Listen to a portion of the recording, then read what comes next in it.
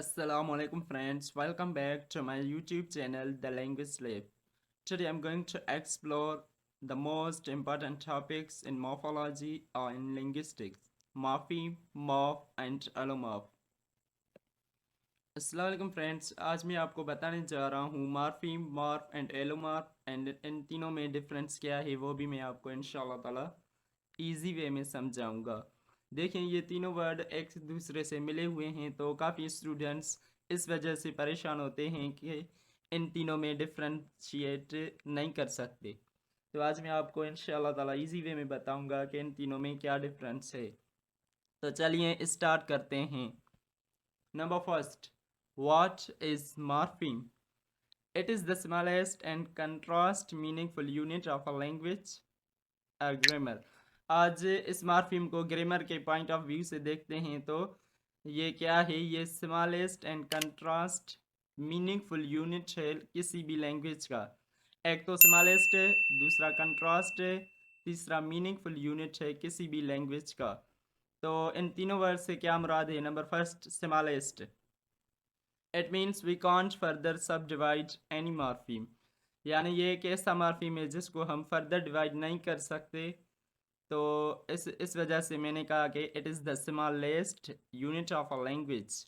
Number second, contrast. Contrast इस वजह से मैंने कहा कि every morpheme is different from another one. जो भी मार्फीम होता है वो दूसरे मार्फीम से डिफरेंट होता है, इसलिए मैंने इस डेफिनेशन में कंट्रास्ट वर्ड इस्तेमाल किया है। मीनिंगफुल क्यों किया है? क्योंकि जो भी मार्फीम होता है वो मीनिंगफुल होता है, जो भी मार्फीम होता है वो मीनिंगफुल होता है। For example, book, pen, bat etcetera. ये जो बेसिक मार्फ ये जो बेसिक मार्फीम्स है और बेसिक वर्ड्स है ये मीनिंगफुल होते हैं। अगर इससे अलावा थोड़ा आगे आगे चले जाएं तो उसमें एक एक मार्फीम मीनिंगफुल होगा तो दूसरा मीनिंगफुल नहीं होगा। तो नंबर एग्जांपल के तौर पर इसको हम ब्रेक डाउन क्यों नहीं कर सकते? फॉर एग्जांपल अगर बुक का एग्जांपल ले लें तो बी के अगर हम जुदा करें और डबल ओ के जुदा करें तो ये दोनों मार्फीम बन तो जाएंगे, फॉर एग्जांपल बन तो जाएंगे, तो ये क्या होगा? मीनिंगलेस होगा। तो मार्फीम की जो बेसिक मार्फीम है, जो बेसिक वर्ड्स है उसकी एक नीड ये भी है, तो ये भी है कि वो मीनिंगफुल होना चाहिए। नंबर फर्स्ट, स्मॉलेस्ट होना चाहिए। नंबर सेकंड, कंट्रास्ट होना चाहिए। Number third one is meaningful होना चाहिए। ये थ्री कंडीशंस किसी भी वर्ड पर अप्लाई हों तो उसको हम बेसिक मार्फीम कहते हैं। Number second, what is morph? Morpheme क्या है? Morpheme smallest, contrast and meaningful unit है किसी भी लैंग्वेज का। तो ये मॉर्फ क्या है? Morph, a morph can defined only physical shape of a word, not hidden one as morpheme.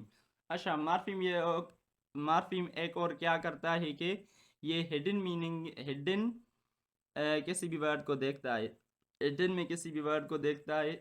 लेकिन ये जो मॉर्फ होता है ये मॉर्फ फिजिकल शेप देखता है और ये लिटरल शेप देखता है किसी भी वर्ड का। इसको हिडन को देखने की कोई ज़रूरत नहीं होती, तो इसको हम मार्फ बोलते हैं। तो चलिए मार्फीम और मार्फ को एग्जाम्पल के तौर पर समझते हैं। Number first, pen, bat, book, good. इस इस चारों वर्ड्स में वन मार्फ है एंड वन मार्फीम है। ये जो चारों वर्ड्स मैंने यहाँ पर मेंशन किए हैं इसमें वन मार्फ भी है और वन मार्फीम भी है। अच्छा, वन मार्फ क्यों है? क्योंकि इन चारों की शक्ल एक एक है। इस चारों की जो शेप है, वो जो इसकी शक्ल है, जो फिजिकल इसकी रिप्रेजेंटेशन है वो एक है। और मार्फीम इसमें एक क्यों है? क्योंकि ये बेसिक मार्फीम से। Number second, man, women, feet, teeth etcetera. अच्छा, यहाँ पर आपको समझ में आ जाएगा कि मार्फीम और मार्फ में फ़र्क क्या होता है। यहाँ पर दो मार्फिन्स है एंड वन मार्फ है। देखिए, दो मार्फिन्स क्यों है?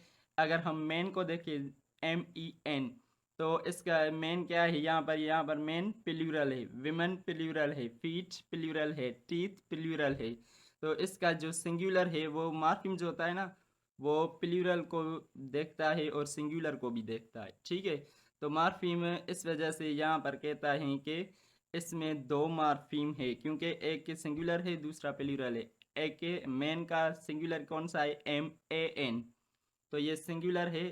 और दूसरा कौन सा है? MEN, तो इसमें 2 मार्फीम्स आ गए, लेकिन इसमें मॉर्फ जो है वो एक हैं, क्योंकि इस मैन की MEN मैन की बजाय जो शक्ल है वो एक से मिलती हैं। तो मैन की बजाय जो शक्ल होती है ना, उसको मॉर्फ देखता है। मॉर्फ को हिडन में देखने की कोई ज़रूरत नहीं होती, उसको किसी भी वर्ड को हिडन में मार्फिम देखता है। मार्फ को किसी भी वर्ड को हिडन में देखने की कोई ज़रूरत नहीं होती, ये सिर्फ फिजिकल शेप को रिप्रेजेंट करता है। तो इस वजह से man, women, feet, teeth etcetera, इसमें दो मार्फिम्स है एंड वन मार्फ है। अच्छा, third example, students, player, maker etcetera, इसमें 2 मार्फ्स है एंड 2 मार्फिम्स है। मार्फिम्स क्यों है? मार्फिम्स एक स्टूडेंट है, दूसरा एस है, एंड एक प्ले है, दूसरा अ है, एंड एक मेक है, दूसरा र है। तो इसमें मार्फिम्स कितने हुए? मार्फिम्स 2 हैं। और इसके अगर हम बज़ार शक्ल देखें तो इसको हम फर्दर डिवाइड भी कर सकते हैं, और इसकी बज़ार शक्ल 2 मार्फ से भी मिलती हैं। तो यहाँ पर मार्फ ने क्या देखा? यहाँ पर मार्फ ने फिजिकल शेप को देखा, इस वजह से मार्फ ने कहा कि इसमें 2 मार्फ है। और मेन में भी मार्फ ने फिजिकल शेप को देखा था, इसलिए उसने कहा था कि यहाँ पर एक मार्फ है। तो आई होप आपको समझ में आ गया होगा। चलिए एलोमॉर्फ को समझते हैं। ये एलोमॉर्फ क्या है? मॉर्फिम क्या था? स्मॉलेस्ट, कंट्रास्ट, मीनिंगफुल यूनिट था। एंड मॉर्फ क्या था? वो फिजिकल शेप को रिप्रेजेंट करता था। और एलोमॉर्फ क्या है? Allomorph is a word that defines variation pronunciation of a same morpheme is known as allomorph. Example: cats is pronounced S, dogs is pronounced Z। देखिए एलोमॉर्फ क्या है? एलोमॉर्फ ये कहता है कि एलोमॉर्फ इसकी स्टडी करता है कि पैटर्न ऑफ साउंड दो वर्ड के मुख्तलिफ होते हैं। पैटर्न ऑफ साउंड दो वर्ड के सेम होते हैं, लेकिन जब उनको प्रोनंसिएशन किया जाता है तो वो मुख्तलिफ होते हैं। यानी कि एक मार्फीम को हमने बहुत सारे वे से प्रोनाउंस कर सकते हैं। फॉर एग्जांपल यहाँ पर कैट्स, कैट अलग मार्फीम है, एस अलग मार्फीम है। डॉग, डॉग्स, डॉग अलग मार्फीम है, एस अलग मार्फीम है। देखिए दोनों में एस मार्फीम सेम है। तो एलोमॉर्फ ये कहता है कि इस दोनों को जब प्रोनाउंसिएशन इस दोनों की जाती है तो ये क्या होती है? ये डिफरेंस होती है एक दूसरे से। तो इसलिए ये एलोमॉर्फ उसकी स्टडी करता है। आखिर देखिए यहाँ पर एक एग्जांपल है कैट्स एंड डॉग्स का। कैट्स के आखिर में भी एस आती है, डॉग्स के आखिर में भी एस आती है। तो एलोमॉर्फ ये कहता है कि जब इन दोनों के आखिर में एस आती है तो इसको जब प्रोनाउंसिएशन इसका किया जाता है तो इसका प्रोनाउंसिएशन आखिर में डिफरेंट हो जाता है। हालांकि इस दोनों के जो मार्फीम है वो सेम है आखिर में, एस है दोनों में, ठीक है। तो फर्स्ट में क्या आता है? एस साउंड प्रोड्यूस होता है। और सेकंड में क्या होता है? डॉग्स, जे साउंड प्रोड्यूस्ड होता है। तो चलिए आपको मैं ओवरव्यू दे देता हूँ। Morpheme: bat, cat, dog etcetera.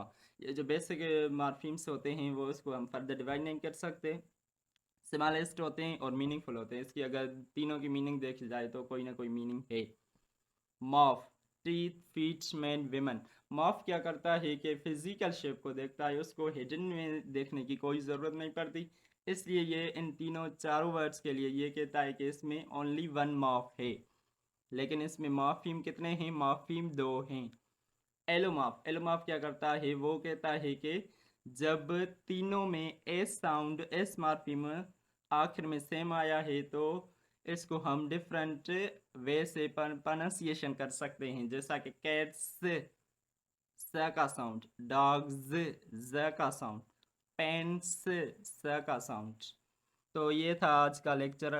उम्मीद है कि आप लोगों को समझ में आ गया होगा। अगर इसके अलावा भी आपको कोई क्वेश्चन है तो प्लीज़ आप कमेंट सेक्शन से पूछ सकते हैं।